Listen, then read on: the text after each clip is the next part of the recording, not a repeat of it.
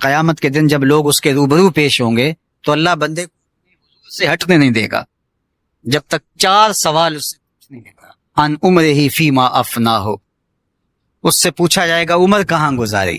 دوسرا سوال جو اس سے کیا جائے گا ان جسد ہی فیما ابلا ہو، بتا اپنے جسم کو کن کاموں میں لگایا۔ تجھے پھریرا بدن دیا تھا، اٹھتی جوانی تھی، عنفوان شباب تھا، چمکتی آنکھیں تھی، روشن چہرہ تھا، تجھے سنتے کان بولتی زبان بخشی، چوڑی چھاتی عطا کی، نرگسی آنکھیں تھی، کشادہ پیشانی تھی، قدِ رانا بخشا گیا۔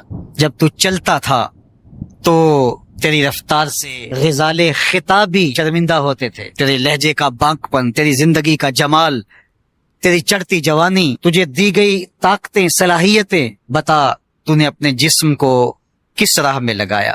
اللہ کے حکموں کی تعمیل میں تیرا جسم کمان کی طرح رکوع کی صورت میں جھکا، کیا تو اس کے حضور سجدے میں گیا؟ تو چل کے مسجد کی راہوں کا مسافر بنا یا نہیں بنا؟ جسم کے بارے میں پوچھا جائے گا فیما ابلا ہو وعن علم ہی ماذا عامل فی، اور پوچھا جائے گا تجھے جو علم دیا گیا تھا بتا عمل کہاں تک کیا۔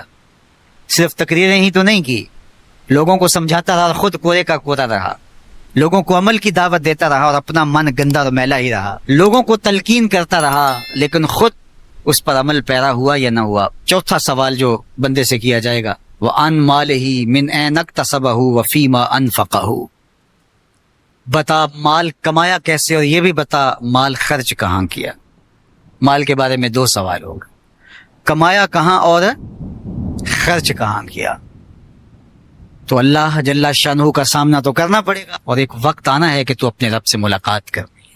ارشاد فرمایا کہ اذا احب عبدی لقائی احببت لقاءہ واذا کرہ لقائی کرہت لقاءہ، جب میرا بندہ مجھ سے ملنے کی چاہت رکھتا ہے تو میں بھی اس سے ملنے کی چاہت رکھتا ہوں۔ پھر وہ ملاقات تو پھر زندگی کی آرزو ہے کہ میں اس کے حضور جاؤں، لیکن اچھے اعمال کا ذخیرہ ہوگا تو پھر ملنے کی آرزویں ہوں گی۔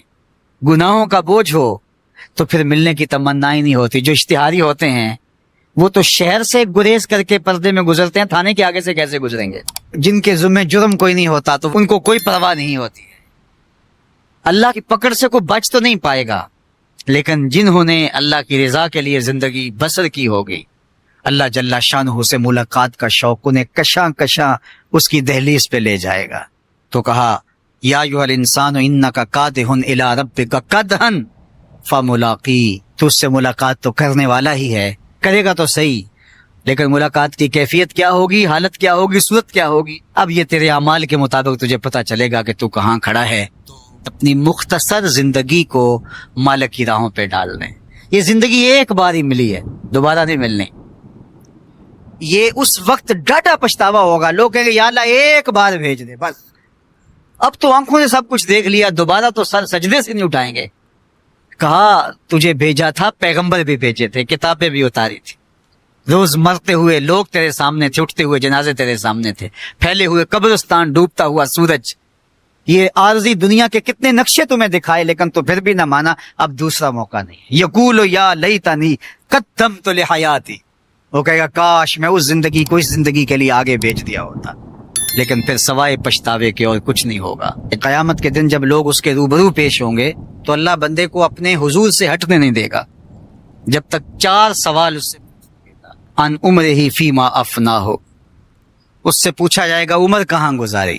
دوسرا سوال جو اس سے کیا جائے گا ان جسد ہی فیما ابلا ہو، بتا اپنے جسم کو کن کاموں میں لگایا۔ تجھے پھریرا بدن دیا تھا، اٹھتی جوانی تھی، عنفوان شباب تھا، چمکتی آنکھیں تھی، روشن چہرہ تھا، تجھے سنتے کان بولتی زبان بخشی، چوڑی چھاتی عطا کی، نرگسی آنکھیں تھی، کشادہ پیشانی تھی، قدِ رانا بخشا گیا۔ جب تو چلتا تھا تو تیری رفتار سے غزال خطابی شرمندہ ہوتے تھے، تیرے لہجے کا بانک پن، تیری زندگی کا جمال، تیری چڑھتی جوانی، تجھے دی گئی طاقتیں، صلاحیتیں، بتا تو نے اپنے جسم کو کس راہ میں لگایا۔ اللہ کے حکموں کی تعمیل میں تیرا جسم کمان کی طرح رکوع کی صورت میں جھکا، کیا تو اس کے حضور سجدے میں گیا؟ تو چل کے مسجد کی راہوں کا مسافر بنا یا نہیں بنا؟ جسم کے بارے میں پوچھا جائے گا فیما ابلا ہو وعن علم ہی ماذا عامل فی، اور پوچھا جائے گا تجھے جو علم دیا گیا تھا بتا عمل کہاں تک کیا۔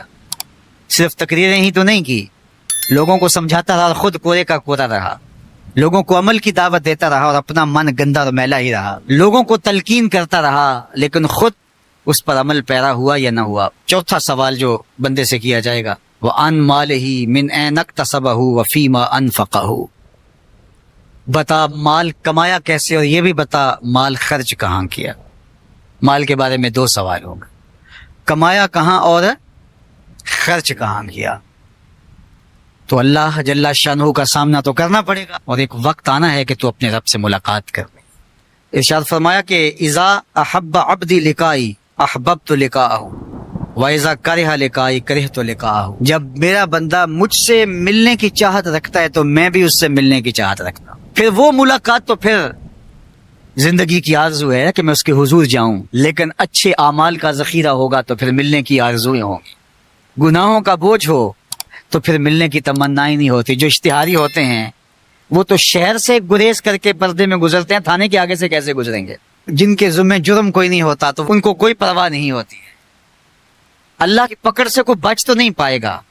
لیکن جنہوں نے اللہ کی رضا کے لیے زندگی بسر کی ہوگی، اللہ جل شانہ سے ملاقات کا شوق انہیں کشاں کشاں اس کی دہلیز پہ لے جائے گا۔